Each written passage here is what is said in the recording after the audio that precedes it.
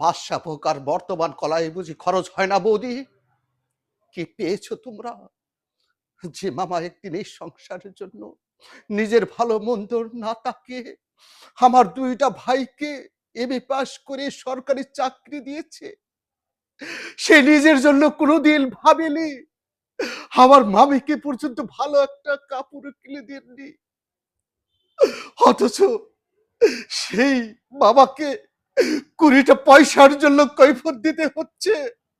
আজ তোমরা বাড়ি গাড়ি করেছো, তোমরা নিজেদের খরচ আয়েশের জন্য ওই পার্টিতে যে মদ ড্রিঙ্ক করছো, অথচ মামার দিকে একটা বারো তোমরা তাকিয়ে দেখো না মামি কি হালে বেঁচে আছে, তার দিকে তোমরা একটা বার তাকিয়ে দেখো না।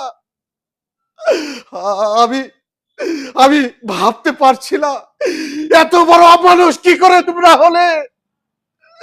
এভাবে যদি তোমরা অমানুষ হয়ে যাও তাহলে সংসারের কোনো বাবা তার ছেলে সন্তানকে মানুষ করবে না, মানুষ করবে না। হ্যাঁ হ্যাঁ, আমি বলে দিলাম মানুষ করবে না।